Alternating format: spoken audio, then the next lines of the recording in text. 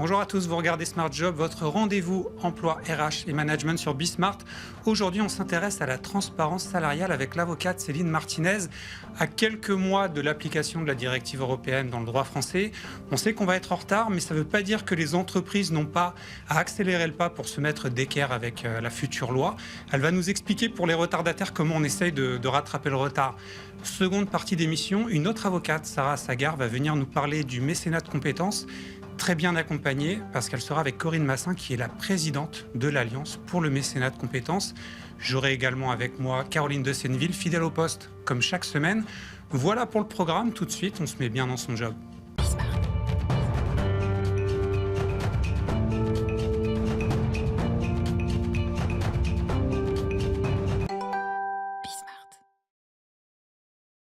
A priori, la France va avoir du retard pour transposer la directive européenne sur la transparence salariale dans le droit français.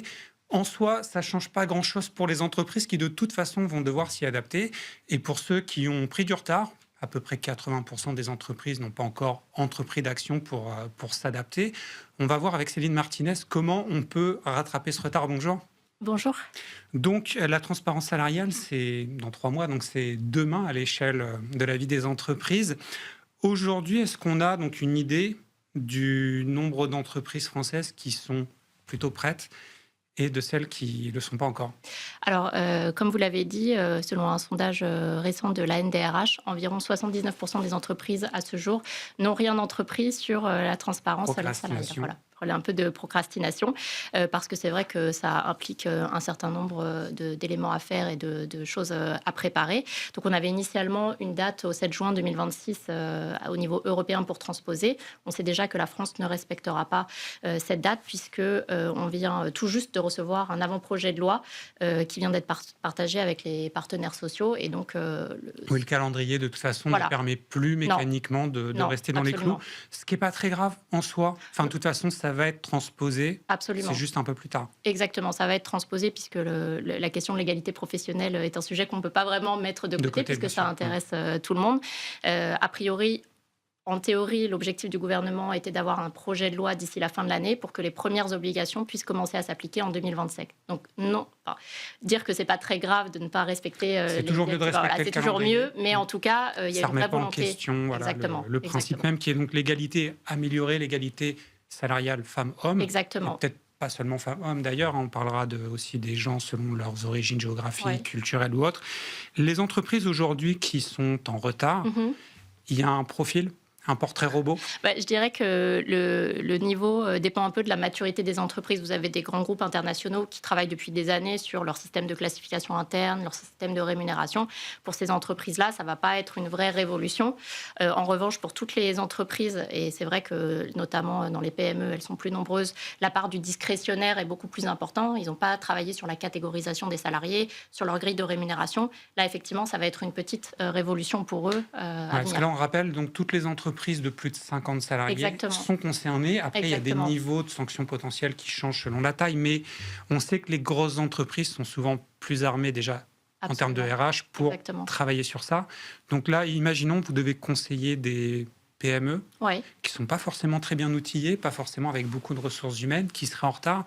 Quelles seraient les premières questions à se poser, les premières choses à mettre en place pour enclencher la bonne dynamique? Absolument. Donc, en fait, nous, on a développé une méthodologie pour ce type de société. La première des choses, c'est effectivement auditer la situation actuelle. Qu'est-ce que vous avez aujourd'hui? Est-ce que vous êtes parti de votre convention collective pour faire votre classification, votre catégorisation de salariés? Puisque ce qu'on va comparer demain, les informations qu'on va avoir ne vont pas être sur tous les jobs. Ça va être sur les catégories de jobs similaires. Voilà, exactement. Et l'ancienneté, je crois aussi, qui sera prise en compte ou pas? Ou alors, l'ancienneté, que le job et la responsabilité? Alors non, ce ne sera pas l'ancienneté, ce sera effectivement une catégorisation des salariés et ensuite un certain nombre d'indicateurs comme les compétences, la notion de charge, les conditions de travail, la responsabilité.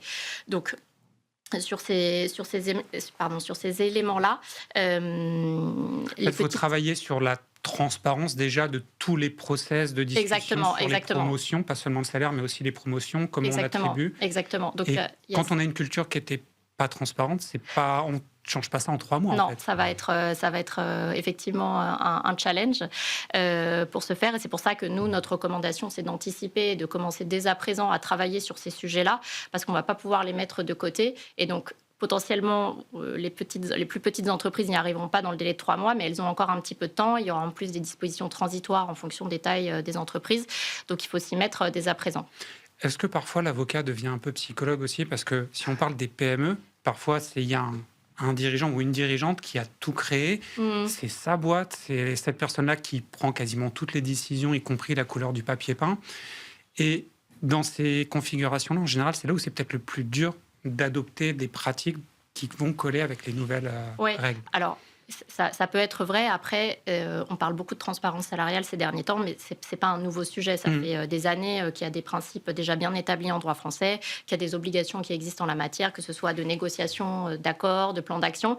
L'index égalité homme-femme aussi, qui est déjà un outil qui existe depuis plusieurs années où on compare les écarts de rémunération entre les femmes et les hommes. Donc, je dirais que même les dirigeants de PME, ils ne vont pas découvrir ce que c'est que l'égalité professionnelle. Mais c'était plus, j'imagine, encore récemment, un moyen d'être plus attractif, Exactement. mais pas une obligation légale. Alors, il y avait quand même, pour les entreprises de plus de 50 salariés, c'est une obligation légale depuis plusieurs années déjà.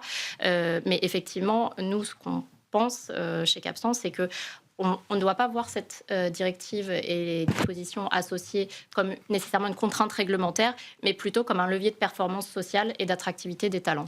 D'ailleurs, là, on va être obligé de la suivre, cette directive, sur le plan légal, mais de toute façon, toute entreprise qui ne la suivrait pas perd en attractivité. On sait qu'être moins attractif, en fait, ça génère des coûts cachés, notamment sur les recrutements. C'est peut-être ça l'enjeu, en fait, peut-être ça qu'il faut dire aussi aux entreprises. Absolument. Il y a les coûts cachés, comme vous le dites, et puis surtout, avec ces obligations, il va y avoir des sanctions financières associées, qu'on connaît déjà pour certaines, et des nouvelles obligations. Vous avez aussi, si vous avez des écarts de rémunération trop importants, une hausse des coûts qui va se faire par le haut. Parce que, il faudra remettre à niveau. Exactement.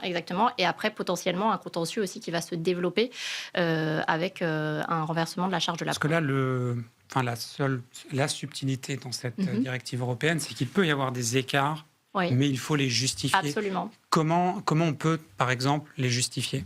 Va falloir se servir de ce qui est prévu par la directive. Donc, la directive utilise un certain nombre de critères, les responsabilités, les conditions de travail, les compétences non techniques. Le nombre de personnes sous les ordres aussi, potentiellement. Voilà, ça recouvre un peu la responsabilité, effectivement, le niveau et le stress parfois associé au management. Ça fera effectivement partie des critères. Oui, c'est tout ça pour dire quand même qu'on ne va pas du jour au lendemain avoir une égalité totale sur poste équivalent. Un employeur pourra toujours estimer qu'un salarié, un manager, mérite un peu plus que son voisin par rapport à ce qu'il apporte à l'entreprise. Du moment qu'il peut le justifier, absolument. Voilà, c'est ça, la question, c'est de justifier. Exactement. Merci beaucoup, Céline Martinez. Je le rappelle, avocate en droit social. Au mois de juin, on fera un premier bilan sur les entreprises, savoir si elles se sont adaptées ou pas. On change de sujet, le mécénat de compétences. De plus en plus d'entreprises, et notamment des PME, s'y intéressent. On va faire le point avec mes invités juste après le jingle.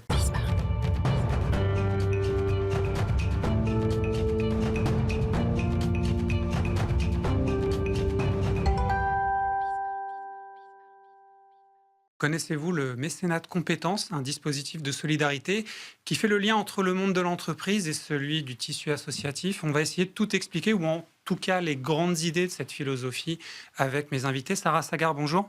Bonjour. Avocate en droit social, vous allez nous parler notamment des aspects juridiques, contractuels, on va dire, parce on imagine qu'il y a des petites subtilités juridiques, des avenants à signer avec les salariés qu'on envoie dans des associations. Et puis avec nous, Corinne Massin, bonjour. Bonjour. Présidente d'honneur donc de l'Alliance pour le mécénat de compétences. Donc on ne pouvait pas inviter meilleure experte sur le sujet. Vous êtes dans le cœur du réacteur. Vous allez notamment nous faire beaucoup de retours terrain, parce que vous voyez ça sur le terrain, comment ça fonctionne, quand ça fonctionne bien, quand ça fonctionne mal. Et visiblement, il y a des petits écarts entre la région parisienne et le reste du territoire, on y reviendra. Et comme chaque semaine, Caroline de Senneville, bonjour. Bonjour Nicolas. Donc journaliste décideur RH, qui nous accompagne pour pointer certains enjeux, notamment chiffrés sur le mécénat de compétences. Qu'est-ce que vous avez comme chiffre sous le coude? Il y a un baromètre 2024 de l'association Admical qui dresse un peu un portrait. 20% des mécènes placés en 2024 le mécénat de compétences dans leurs 2 priorités dans les 2 ans à venir. Et parmi les entreprises mécènes, donc le sens large du dispositif, 16% d'entre elles proposent du mécénat de compétences. Elles sont toutefois un peu plus ambitieuses dans le nombre de jours accordés aux collaborateurs, puisque 39% accordent 6 jours ou plus par an. On va rentrer dans le détail de tout ça, parce que les chiffres dits comme ça nous donne un ordre d'idée, mais il y a plein de réalités différentes dans le mécénat de compétences. Notamment là, Caroline a parlé de mécénat d'entreprise et ensuite tiroir, mécénat de compétences. Est-ce que vous pourriez, Corinne Massin, nous expliquer de manière très simple le mécénat d'entreprise et ensuite cette partie mécénat de compétences? Tout à fait. Effectivement, le mécénat d'entreprise, c'est la possibilité pour l'entreprise de pratiquer du mécénat financier, de compétences ou du don en nature. Donc matériel, Tout par ça, exemple. voilà, du matériel, exactement. Tout ce que l'entreprise peut Ne plus donner. utiliser, pouvoir le rétrocéder à une association. Par exemple. Donc, le mécénat de compétences, c'est quelque chose de particulier puisque ça touche les collaborateurs de l'entreprise. Et donc, c'est la possibilité pour ces collaborateurs, donc parce que l'entreprise le propose, de pouvoir aider une association par une mission courte, moyenne ou longue sur le temps de travail. Et c'est vraiment ça qui fait la différence avec le bénévolat, c'est que c'est pendant le temps de travail. Ce qui fait que ce n'est pas le salarié, le collaborateur qui porte finalement l'ensemble de l'effort. L'entreprise, en fait, contribue En fait, c'est presque un don financier dans le sens où elle paye le salaire de la personne, Oui. Mais elle travaille ailleurs. C'est ça. En termes de proportion, il y a combien d'entreprises qui pratiquent déjà le mécénat d'entreprise? Et dans cette population d'entreprises, combien vont aller? Ça fait combien d'entreprises qui pratiquent le mécénat de compétences? Eh bien, parmi toutes les entreprises, on évalue à peu près à 9% des entreprises, les entreprises qui pratiquent du mécénat Au sens large. général, donc financier, dons peut-être en nature. Et parmi ces entreprises, seulement, comme le disait Caroline, 16% proposent du mécénat de compétences à leurs collaborateurs. Ce qui veut dire que c'est un dispositif qui a encore beaucoup de potentiel inexploité. Oui, complètement. C'est vraiment le but de l'Alliance, d'ailleurs, du mécénat de compétences, de regrouper des chefs d'entreprise qui, eux-mêmes, ont signé un manifeste s'engageant à mettre en place dans leur entreprise du mécénat de compétences, à le développer, le promouvoir auprès de leurs pairs, de développer des études sur le sujet, etc., pour le faire connaître. Alors évidemment, en Île-de-France, parce que nous avons au sein de l'Alliance, je dis nous, même si je suis présidente d'honneur, il y a un nouveau président, c'est Euroconsulting maintenant qui a repris la présidence, et nous souhaitons le promouvoir dans les territoires. Et c'est beaucoup plus difficile parce que... alors, c'est vrai qu'on ne sait pas le pourquoi exactement, mais on a vraiment attiré les entreprises parisiennes, peut-être parce que ce sont les grosses entreprises. Mais maintenant, ce que l'on essaye, c'est d'essaimer un petit peu les bienfaits de pouvoir proposer pour l'entreprise, dans le cadre de ces politiques RSE, ce dispositif qui est vraiment gagnant-gagnant pour l'entreprise, le collaborateur et les associations qui, bien sûr, sont essentielles pour ce dispositif. Qui sont les principales bénéficiaires. Donc, Sarah, comment on peut schématiser l'apport pour les associations? Parce qu'on sait que le milieu associatif commence à souffrir avec les changements budgétaires. Et là, justement, le mécénat de compétences, ça apparaît comme une solution intéressante. Sur le terrain, en fait, comment ces associations bénéficient du mécénat de compétences? Alors c'est vrai que c'est un réel avantage pour les associations puisqu'elles vont bénéficier de compétences du secteur privé sur des postes qui peuvent être très qualifiés et bénéficier finalement de cette expérience-là, de ce savoir-faire des collaborateurs des entreprises du secteur privé et à titre gratuit évidemment. Donc c'est vraiment exclusif du mécénat de compétences de pouvoir mettre à disposition un collaborateur à titre gratuit puisque dans les autres cas en général c'est une infraction pénale de bénéficier à titre gratuit. Et justement, l'avocat, c'est bien d'avoir un avocat ici, c'est que pour faire du mécénat de compétences, on ne peut pas décider le matin de se dire tiens, lundi, j'ai envie d'en faire, mardi, j'envoie un salarié. Il y a en fait tout un cadre juridique à respecter. Ça ressemble à quoi les étapes? Imaginons, moi, je vais envoyer un salarié dans une association. C'est quoi que je dois préparer en amont? Et d'ailleurs, c'est quel service qui va travailler dessus? Alors, en général, ça va être le service des ressources humaines en lien Avec la RSE. Exactement. En fonction de la taille de l'entreprise et de la hiérarchie dans l'entreprise, c'est souvent ces deux services qui collaborent sur la mise en œuvre du mécénat de compétences. Ce qu'il faut avoir en tête, c'est que c'est un dispositif qui est très flexible parce que peu de réglementation sur le sujet. Donc ça peut être vu comme un avantage, mais parfois aussi comme un inconvénient. C'est moins visible. Exactement. Parfois, quand il n'y a pas de règles, finalement, c'est là où on a l'impression que c'est plus compliqué à mettre en place. On ne sait pas vraiment à quoi se rattacher. Et c'est un dispositif qui est aussi mis en place de façon concertée avec les partenaires sociaux, donc négocié entre l'employeur et les organisations syndicales de l'entreprise. C'est un dispositif qui est souvent consensuel et on va essayer d'établir un accord pour que ça puisse parler au plus grand nombre de salariés dans l'entreprise. Parce que mettre en place le dispositif, c'est bien, mais c'est quand même un dispositif qui repose sur le volontariat. Donc si j'ai pas de collaborateur volontaire... Pas quelqu'un à en faire. Voilà, on force pas un collaborateur à partir en mission. D'ailleurs, les partenaires sociaux, donc les syndicats, salariés principalement, ils vont porter quel regard sur le mécénat de compétences en général quand ils sont dans des discussions? Sur quels critères ils essayent d'être prudents, de faire attention? Alors, ça va vraiment dépendre, je pense, de l'entreprise, de la population. Alors souvent aussi par rapport à la pyramide des âges. Oui. Donc on y reviendra peut-être, mais il y a sur les salariés seniors, c'est un intérêt encore. Exactement, il y a un réel intérêt pour les collaborateurs seniors, d'autant plus aujourd'hui puisqu'on a une nouvelle obligation légale pour les entreprises de moins de 300 salariés, donc de négocier sur l'emploi des salariés expérimentés et notamment la transmission des savoirs et donc notamment le mécénat de compétences. Donc avec cette nouvelle obligation, je pense que les organisations syndicales salariales vont d'autant plus se saisir du sujet comme un vrai outil de gestion de la fin de carrière. Caroline, justement, on parlait de l'aspect gagnant-gagnant. Les salariés, ils ont quoi à gagner en pratiquant le mécénat de compétences, ou en tout cas en retour d'expérience? Qu'est-ce qu'ils disent de leur Ils disent qu'ils acquièrent de nouvelles compétences. Il y avait eu un baromètre du mécénat de compétences mené par France Générosité qui mentionnait que 57% des salariés considèrent que ça leur permet d'acquérir de nouvelles compétences et de la motivation aussi au travail. Un regain de motivation pour 37% d'entre eux.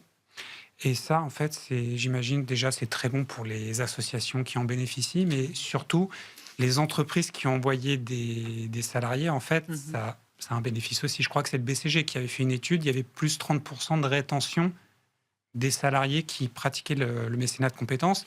Quand on a 30% de plus en rétention, ça veut dire qu'on dépense moins à lancer des recrutements pour remplacer les partants. Disons que pour l'entreprise, c'est vrai que ça devient the place to work. Souvent, d'ailleurs, pour les jeunes, c'est attractif. Ils demandent souvent, en passant des entretiens, qu'est-ce que vous proposez en matière de RSE? Et là, c'est une expression très concrète de la RSE. Donc, et puis, pour les salariés qui sont déjà présents dans l'entreprise, on a envie d'y rester parce que ça fait partie du bien-être au travail, de la qualité de vie. On sort de l'entreprise et effectivement, on arrive dans un milieu inconnu, mais qui nous apprend énormément. On est là pour donner, mais en fait, on reçoit beaucoup. Et on ne s'y attendait pas. Donc, c'est vraiment quelque chose qui ne demande qu'à être expérimenté et qui ne l'est pas assez, mais dont les salariés reviennent enchantés et quelquefois, ils deviennent bénévoles dans l'association qu'ils ont expérimenté dans le cadre du mécénat de compétences. Et d'ailleurs, je peux en parler moi-même puisque je suis en mécénat de compétences actuellement, détachée de mon entreprise au sein de l'association L'Envol pour les enfants malades. C'est quelque chose qui me parlait beaucoup. J'avais fait des missions dans mon entreprise. J'étais aussi directrice du mécénat, j'étais sensibilisée. Mais malgré tout, le vivre de l'intérieur, je me rends compte de ce que l'on peut apporter avec notre expérience, notre ancienneté, parce que moi je suis fin de carrière, mais aussi de ce que ça m'apporte à moi. Sur les rencontres humaines oui, sur les rencontres humaines, sur le sens aussi qu'on a l'impression de donner. On est dans une entreprise, on a du sens évidemment, mais pas à ce niveau-là. Vraiment, la cause est beaucoup plus proche et on se sent vraiment utile et vraiment, encore une fois, je le répète, c'est gagnant-gagnant. On n'a pas parlé des différentes formes que ça peut prendre, parce que, en fait, dans le mécénat de compétences, en réalité, ça peut être une demi-journée, comme ça peut être des missions beaucoup plus longues. C'est quoi le format, on va dire, le plus engageant ? Je rebondis sur ce qu'on disait tout à l'heure, justement, vu que c'est un dispositif concerté et qui fait l'objet de négociations, c'est vraiment dans le cadre de ces discussions-là où on va déterminer le plus approprié pour l'entreprise par rapport à son projet, ce qu'elle envisage. Peut-être dans un premier temps, dans le cadre de l'expérimentation, on va partir plutôt sur des durées courtes. Donc ça peut être effectivement une seule journée pour faire découvrir finalement aux collaborateurs cette possibilité-là et pas non plus avoir un impact trop fort sur la productivité, le business, etc. Donc dans un premier temps, en tant qu'employeur, c'est vrai que ça peut être rassurant de partir sur ce format-là et après de l'envisager sur d'autres formats, donc moyenne durée, plus longue durée, spécificité sur les fins de carrière avec une transition douce vers la retraite. Donc il y a vraiment plusieurs possibilités et dans les accords, on voit un peu de tout, mais peut-être cette progression vers la plus longue durée. Longue durée, ça veut dire quoi ? Alors longue durée, ça veut dire... c'est vraiment à la carte, donc ça peut être plusieurs semaines, plusieurs mois, et on peut aller légalement jusqu'à 3 ans. Oui, d'accord, donc c'est 3 ans maximum, et donc pour un salarié en fin de carrière, ça a du sens comme un projet de pré-retraite, en fait. Ça peut être ça. Fait. On prépare sa retraite, on va dire doucement, tout en se sentant utile, et la plupart du temps, je crois que c'est à 80 et quelques %, les personnes qui étaient en mécénat fin de carrière senior deviennent bénévoles, ne peuvent pas couper d'un seul coup. Et là, l'intérêt pour l'entreprise qui va entre guillemets, céder son salarié expérimenté à plein temps, parce que j'imagine que c'est souvent à plein temps, pas pendant toujours. 3 ans, pas toujours. Mais souvent. Mais donc, il y a quand même une incitation pour les entreprises, c'est une déduction, c'est une déduction d'impôt qui est de quelle 60% de la même manière que le mécénat d'entreprise général, financier, compétences c'est pareil, dans nature c'est pareil. Donc là, l'idée, ça peut être pour une entreprise de limiter les charges sur un salaire important, mais d'une personne qu'on n'a peut-être plus intérêt à former sur de nouvelles missions, ou en tout cas qui arrive au bout de son histoire avec l'entreprise, mais on veut finir sur une bonne note humainement. C'est une autre forme d'accompagnement, effectivement, de la fin de carrière, comme on peut connaître de façon très classique le congé de fin de carrière, qui est finalement un accompagnement avec une allocation versée aux collaborateurs, mais qui ne travaille plus ou qui travaille à temps partiel. On a aussi un dispositif légal qui est la retraite progressive, où la personne passe à temps partiel avec une allocation, mais versée par l'État par rapport à sa pension de retraite. Et donc là, on va dire qu'il y a plus de sens, puisqu'on va continuer à verser une rémunération à un collaborateur, mais qui véhicule les valeurs de l'entreprise à travers sa mission au sein des associations. Donc je pense qu'effectivement, c'est un dispositif qui a un peu plus de sens que le congé de fin de carrière classique. Est-ce qu'on a quelques infos sur Peut-être une précision que je vais donner sur les associations qui recourent au mécénat de compétences. Il y a eu un rapport de l'INGEP, l'Observatoire de la jeunesse, du sport, de la vie associative et de l'éducation populaire, qui a été publié en décembre dernier, qui montre bien que les associations qui ont recours au mécénat de compétences ont déjà un budget de fonctionnement autour de 200 000 € et sont des associations qui ont déjà des salariés. Donc il y a quand même une sorte d'étape à franchir avant de recourir à ce dispositif.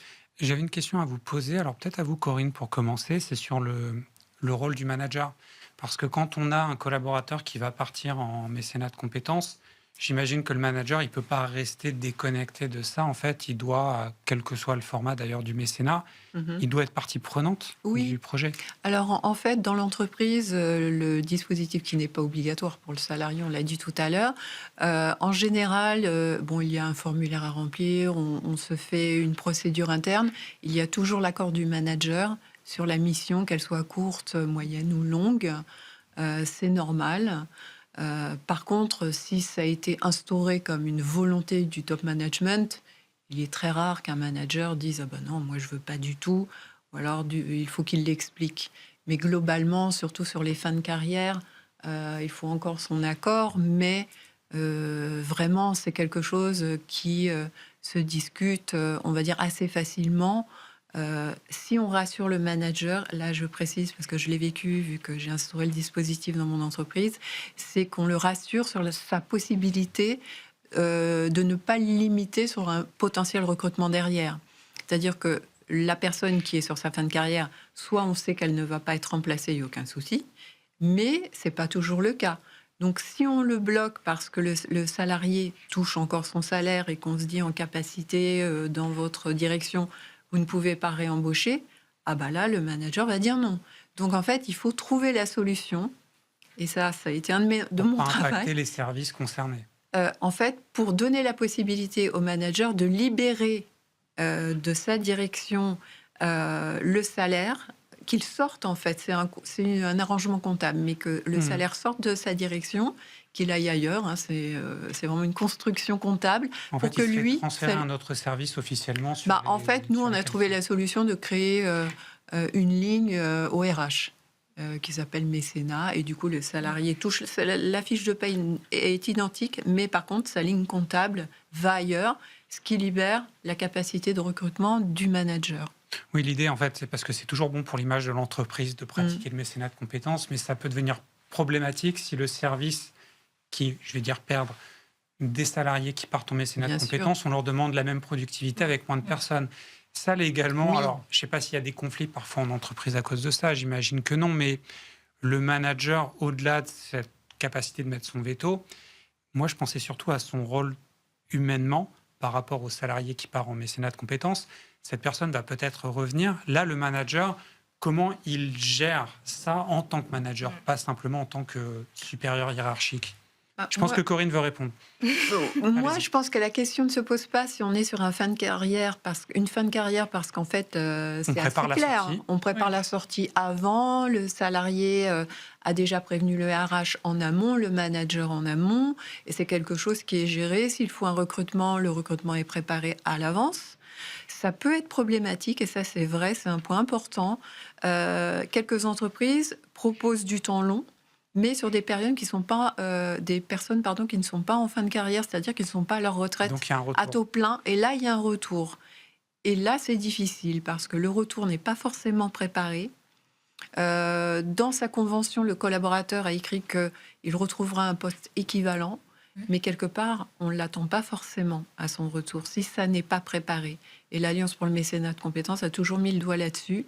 Attention, préparer le retour du collaborateur qui se retrouve dans cette situation. C'est lui établir comme un plan de carrière, mais qui intègre le mécénat de compétences dedans. Et donc, légalement, ça veut dire qu'il faut prévoir quoi? Des avenants? Il faut prévoir un nouveau poste? Alors, il y a 2 points. Sur le départ du collaborateur, effectivement, il y a un avenant, mais qui traite que de sa mission, donc où, quand, comment... Oui, parce que le salaire ne change pas. Le salaire ne change pas, l'employeur reste l'employeur, conserve son pouvoir de direction, et le collaborateur continue de percevoir sa rémunération. En revanche, effectivement, au retour, l'obligation de l'employeur, c'est de lui attribuer son poste ou un poste équivalent, donc de même catégorie, sans modification du contrat de travail, puisque sinon il est obligé d'avoir l'accord du salarié concerné. Et c'est là où, effectivement, pour moi, s'il y a un vrai risque au mécénat de compétences, c'est celui-ci, c'est le retour d'une période longue de mission. Et là, on peut se retrouver dans des situations où on a une évolution de l'entreprise, de son organisation, le poste qui n'existe plus ou le salarié qui a été remplacé, et une impossibilité finalement de proposer un poste équivalent à ce salarié. Et là, on a un vrai risque de contentieux, puisque la première obligation d'un employeur, c'est de fournir du travail. Et donc, il ne faut pas se retrouver dans une situation finalement de mise au placard de ce collaborateur qui serait parti trop longtemps. Et c'est là où le manager joue un rôle, pour moi, essentiel dans le suivi pendant la mission du salarié pour continuer à garder un lien avec ce collaborateur et l'entreprise, et au moment du retour pour bien anticiper le retour du collaborateur. Donc je pense qu'il y a vraiment un plan à mettre en place et pas se réveiller finalement la veille de la fin de la mission du salarié. Il ne faut pas l'oublier quand il est parti. Et évaluer potentiellement les compétences acquises lors de cette mission et qui pourront être valorisées. Suivre ce qui se passe pendant le mécénat. Exactement. Le temps file, on doit se quitter. Corinne Massin, présidente d'honneur de l'Alliance pour le mécénat de compétences, merci beaucoup. Merci Sarah Sagar, avocate en droit social. Peut-être qu'on refera des sujets parce qu'il y a encore beaucoup à dire sur le mécénat de compétences. Caroline, merci beaucoup. Merci Nicolas. On se retrouve la semaine prochaine, ce sera Arnaud qui sera avec vous. Arnaud Ardouin d'ailleurs qui revient dès demain. J'en profite pour remercier Camille Rioal qui était à la régie, qui me parlait dans l'oreillette, Pierre Loup qui était à la réalisation et Paul au son. À très bientôt, continuez de regarder Bismart.